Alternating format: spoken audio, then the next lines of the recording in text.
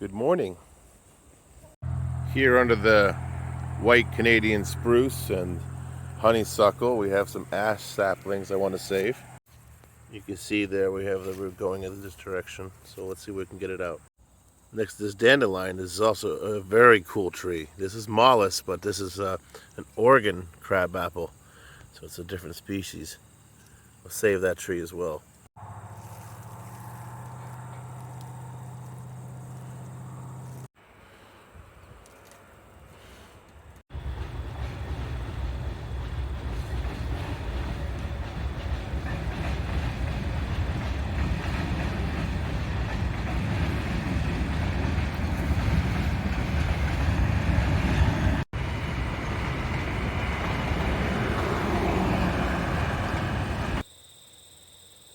Hello folks, welcome back to another episode of the Bonsai Blacksmith.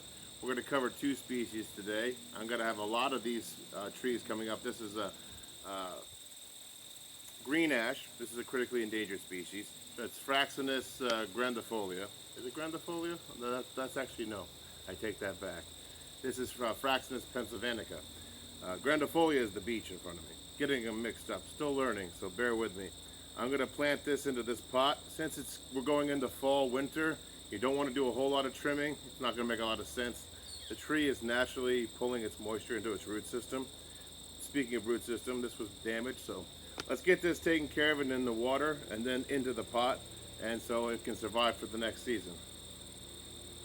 Alright, so here's the green ash, and here's the other species I didn't talk about yet. This is a Malus fusca, also known as a western crabapple or an Oregon crabapple. That's the first time I've seen it, and it's going to be chopped up by the weed whacker, so I figured I'd save it. So first things first, green ash needs attention. Has a damaged root system here, so we're just going to get a little dunk in the water. It's got a really interesting root system. I think we're going to leave some of this trunk out. It's very interesting, so we're going to set that on the side for now. Get some of the potting soil, which is already pre-mixed for me.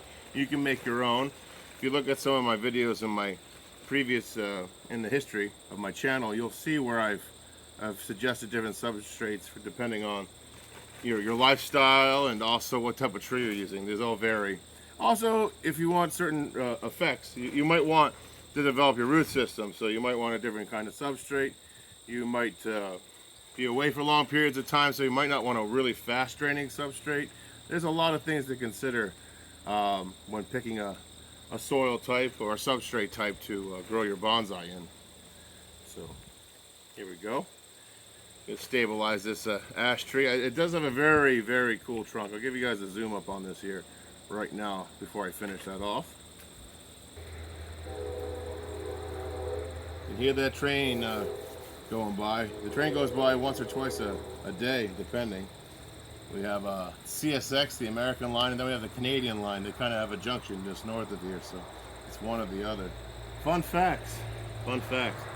So you can see this trunk better now. To backfill this more. Be gentle with it somewhat. Hold this around. For those waiting for a blacksmithing and bonsai tool video, I'm going to be doing that this afternoon, so if you are waiting for that, if you're in that crowd, stay tuned. For later on today, I'll post that, depending on the internet speed up here in the woods. There we go. That's going to move around in the wind, so that's another good reason to pack this in, besides not having air cavities. Try to keep this so you guys can see it. Got my trusty toothbrush here. I can clean off the trunk a little bit. It's good to have. It's a beautiful breeze, a beautiful fall day. Man, there's nothing like fall in Maine, or fall anywhere that has a beautiful turn of season. I mean, fall is just a nice, comfortable season in general, I think, personally. Granted, it's not the greatest swimming weather or beach weather or tanning weather, unless you're a hay farmer. But something to be said about the power of nature, the change of season, and the comfortable temperatures, and of course, the most important thing for last, the tasty food. So I'm going to keep doing this. A little methodic about it. I see roots on the top here. Change the angle again. This has got a really interesting trunk system. So if I can get this to maybe back bud, or at least use this as a sacrificial branch, that'd be great. And I think moving forward, once it develops its root system, I'll probably back trim this so it does encourage its growth. I do see some nodes. There's still green bark. I guess that's photosynthetic bark. I'm assuming, using my experience from the trees from South America, you know, usually a green trunk implies there's some level of photosynthesis still going on. So here we go. Tuck that in again. Give you another turn.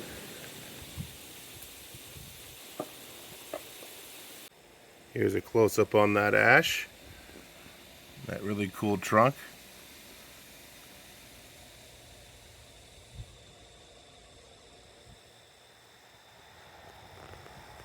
Let's move off to the Malus fusca. So it's time to address the mollusk in the room. This guy. I've never seen a western crab apple before. Here's my chance. Now I have two options. I can keep it in its root ball and remove some of this grass, or I can see what its root structure looks like and repot it completely. A true bonsai artist will take it. If a tree they're using for the first time should really assess the root system. I'm not going to cut the root system. It's also maybe a mistake doing this right before winter with this type of tree. That's a possibility. Looking underneath here, I'm not sure if this is the apple trees. It might be the apple trees. Feeling up here, yeah, I think that is the apple. This is actually part of the apple tree here. This is a tuber of some sort. I'm not sure who it belongs to. It's like maybe a wild carrot. Who knows? But looking at this root system, that's definitely the apple tree. I'm going to go ahead and remove this from the ball. So we'll go ahead and rip that apart, like so. Could use the old root hook here, the hoof pick. I promised to do that last episode, but here we are. We're going to go ahead and put this to use. 175-year-old tool. Go, go, go, go, go. Break up these clumps. There we go. Get those clumps all broken up. The grass's roots are holding this together, basically. Some of the mosses, too. Moss is great for bonsai. We can go into detail about that later. Alright, West Coast apple. See if I can get you out of there completely. Strip off some more of that grass. This is the tedious part. You don't want to pull out too many of those roots, especially right again before winter. The whiter the root, the chances are the newer the root is. Keep that in mind. I got a nice fine root system on this guy. I can't really complain. I don't think that's grass per se. I don't think that. Some of that's grass. Some of that's apple tree. Okay, I don't want to pull too hard here. Some of that's apple tree, some of that's grass. You know what's really good for this? Toothbrush. Get in there, help break that up without destroying too much of the fine roots. It's more gentle. You know, get the soft bristles right. Gentle. I think that's enough. I think we give that a dip in the water here. See what happens. Dip in the water. Here we go. See what we're working with here. Oh yeah. I think it like that. It's got a very long taproot though. Let's look at that. I'll change the angle of the camera now. After assessing this root system and looking at it, it's really long for bonsai. And again, I might break my own rule here.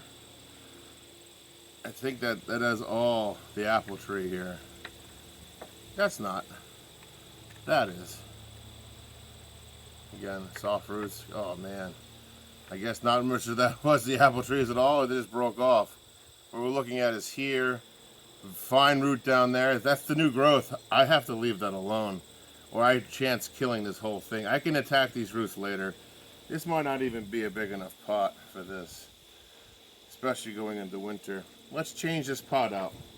We have to do the right thing for the tree. We don't want to set it up to fail. So let's avoid that. I'm going to take some of this refuse to block the drainage hole. Sandy loam to help drain the bottom so it doesn't build up on the bottom. That keeps the roots from rotting. We're going to have to fill up this pot here with potting soil. It's got a mixture of mulch, perlite, and some organic material for decomposition, which is important. Always feeding the tree. So we'll do this. And this will give us a nice, this will help insulate the tree in the winter. Now people are like, what about the roots freezing in zone 5? It gets 20, 30 below Fahrenheit. I'm like, well, that's valid concerns, but the tree is actually designed, it has a process, which the scientific name escapes me, that forces the water out of the cells so that when the water freezes, it doesn't damage the cells. It pushes the water in between the cells, and that's why the sap runs up and down. It's the tree purging that water so the freezing doesn't kill it.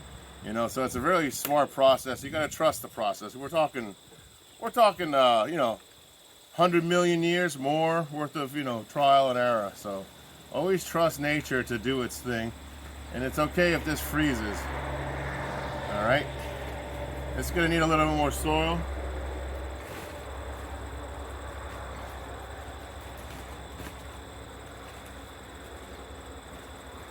Put that around there. I want to cover up those fine roots again, what little roots we have left. Although I am going to leave this interesting crook. I'll give you a zoom up on what I leave for a trunk, exposed trunk. That'll help determine the overall shape of the tree as it grows over the next few years. Because this tree needs a few more years of love before it starts looking like a true bonsai tree. That's how that starts. This is where it all starts, guys. Learning how to do it from trees in your own backyard, you have to do it like this. Just clean that off. I still got fine roots in places, so I'm going to cover up a little bit of that base some more. Again, you got to account for packing down and erosion, so if you have to add a little bit more after you pack it, add a little fluff on top. That's a good way of doing it. A little fluff there. It's a little springy, but that's just how that goes. It's a sapling. They're going to be springy. A little bit more soil there. Back that in. The water over time will also pack it down, so keep that in mind. All right, I'll give you a close-up here now. Here it is all potted up. Give you a zoom at the trunk there, see what that's doing. Give you some more angles on that. See, as that grows in, that's going to be very interesting, and hopefully it back buds.